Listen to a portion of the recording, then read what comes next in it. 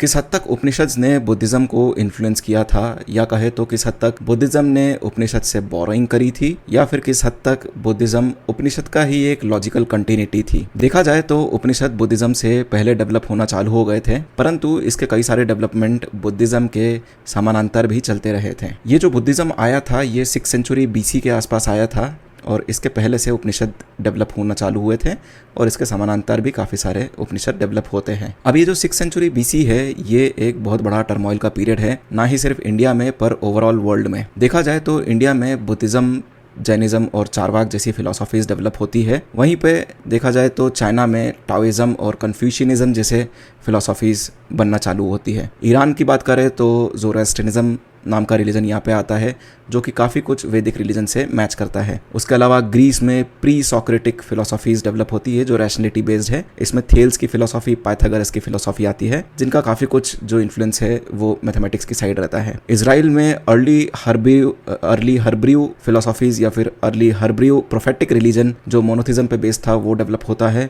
जो American civilisation है या साउथ अमेरिकन सिविलाइजेशन है उसमें जो मीजो अमेरिकन कल्चर है उसका अर्ली फेज का डेवलपमेंट होता है, और ये ओलमेक सिविलाइजेशन कहा जाता है इसको कई बार, उसमें डेवलप होता है। इजिप्ट में इस समय काफ़ी सारे रिलीजन का कल्मिनेशन चलता है, जिसमें ईरानियन रिलीजन यानी ज़ोरोएस्ट्रियनिज्म भी है, इजराइल का रिलीजन और बेबीलोनिया का रिलीजन भी यहाँ पे कन्फ्लुएंस उनका क्रिएट होता है। साथ ही साथ जापान में शिंतो रिलीजन क्रिएट होता है। यहाँ पे क्रिएट क्या, शिंतो बिलीफ सिस्टम क्रिएट होता है जिसका इन्फ्लुएंस आज भी जापान में देखा जाता है। वापस आए इंडिया पे तो इंडिया में बहुत सारे डेवलपमेंट इस समय हो रहे हैं।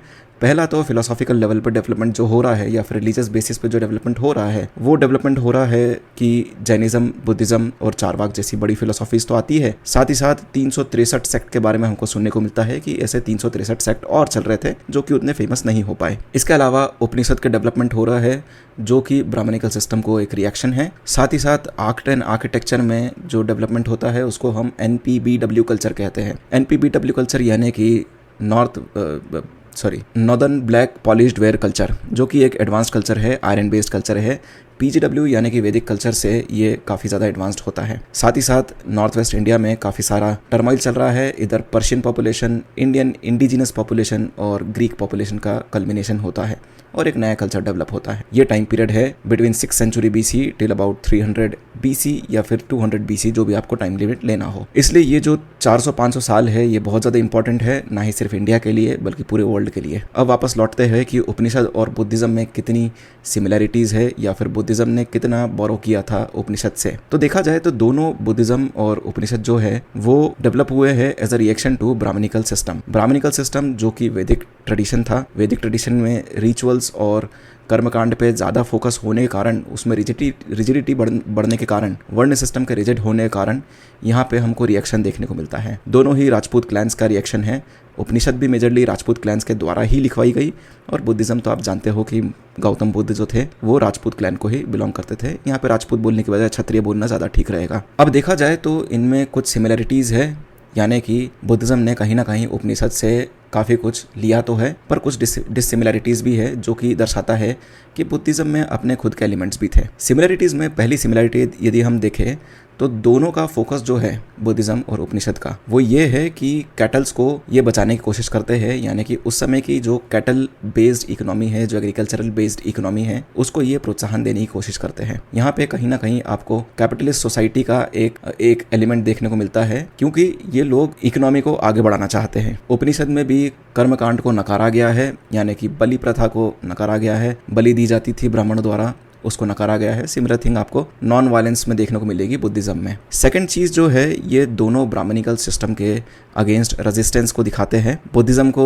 दोनों बुद्धिज्म और उपनिषद जो है क्षत्रिय क्लैन के द्वारा दिया गया। जो बुद्ध है वो शाक्य क्षत्रिय क्लैन को बिलोंग करते हैं, वहीं पे उपनिषद जो ज़्यादातर लिखे गए वो गंजेटिक वैली में लिखे गए, और कहा जाता है कि एक राजा विदेह माधव थे उनके अंदर लिखे गए जो विदेह के राजे थे। फिर दोनों में एक मोक्ष की अवधारणा है, यानी कि आपका इवेंचुअल जो लाइफ का ऑब्जेक्टिव होता है वो मोक्ष होता है, इसको उपनिषद मोक्ष कहता है, और जो बुद्धिज्म है वो इसको निर्वाण कहते हैं। अब मोक्ष की अवधारणा तभी आती है जब एक फ्लरिशिंग कल्चर होता है, एक फ्लरिशिंग इकोनॉमी होती है, और there is a surplus in the economy, और वो सरप्लस होने के कारण आपको एक सेंस ऑफ सिक्योरिटी बनती है, और उस सिक्योरिटी के बाद आप एक अलग थिंकिंग में जाते हो, आप कुछ इहलौकिक चीज़ों के बियॉन्ड सोचना चालू करते हो। ये मोक्ष और निर्वाण तो है, साथ ही साथ कर्म की फिलॉसफी दोनों में कॉमन है, पुनर्जन्म की फिलॉसफी दोनों में कॉमन है। इससे डायरेक्टली ये शो होता है कि ये जो निर्वाण, कर्म और पुनर्जन्म वाला कॉन्सेप्ट है, यानी कि ये जो साइक्लिक कॉन्सेप्ट है, ये कहीं ना कहीं बुद्धिज्म ने उपनिषद से बोरो किया हुआ है। फिर दोनों ये शो करता है कि ये एक urban society, urban surplus society की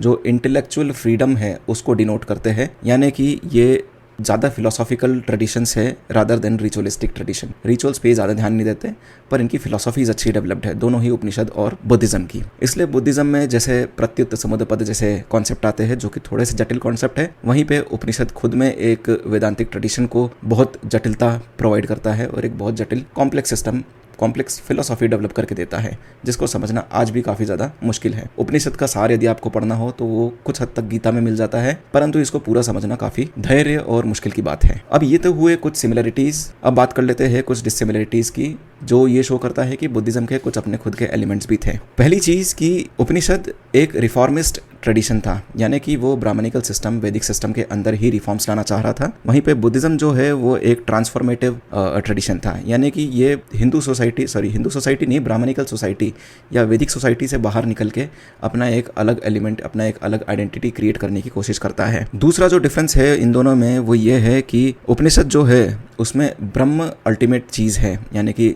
ब्रह्म ही रियलिटी है, ब्रह्म के बियॉन्ड कुछ भी रियल नहीं है। वहीं पे बुद्धिज्म जो है वो भगवान को मानता नहीं है। जिस प्रकार से उपनिषद ब्रह्म को as a god, as a ultimate thing मानता है, उस प्रकार से बुद्धिज्म में कोई भगवान की, कोई अल्टीमेट पावर की कॉन्सेप्ट नहीं है। यहाँ पे सिर्फ निर्वाण का कॉन्सेप्ट है कि आपको निर्वाण जब हो जाएगा तो आपको अल्टीमेट नॉलेज मिल जाएगा, और इस जो पुनर्जन्म के चक्र से आप इवेंचुअली फ्री हो पाओगे। तीसरा डिसिमिलरिटी जो है, तीसरा डिफरेंस जो है वो ये है कि उपनिषद ने जो वेद है उनको रिजेक्ट नहीं करा, वेद में रिफॉर्म्स को लाया, इसलिए रिफॉर्मिस्ट कहा गया, पर वैदिक सिस्टम में ही वो आगे बढ़ता है और उसी के कई सारे जो खराब ट्रेडिशंस थे उसको निगलेक्ट करते हुए उसका जो बेसिक फिलोसॉफी है उसी को वो एक्सपांड करता है। वहीं पे जो बुद्धिज्म है वो डायरेक्टली वेदों के अथॉरिटी को रिजेक्ट करता है, इसलिए उसको नास्तिक ट्रेडिशन में डाला जाता है। वहीं पे जो उपनिषद है उनको आस्तिक ट्रेडिशन में डाला जाता है। इसलिए कुछ हद तक कहा जा सकता है कि बुद्धिज्म और उपनिषद, या फिर बेटर कहे तो उपनिषद और बुद्धिज्म, इन दोनों का ओरिजिन पॉइंट सेम था, इन दोनों के ओरिजिन रीजन सेम थे कि ये ब्राह्मणिकल सिस्टम को रेजिस्टेंस देना चाहते थे, उसको रिजेक्ट करना चाहते थे कुछ हद तक।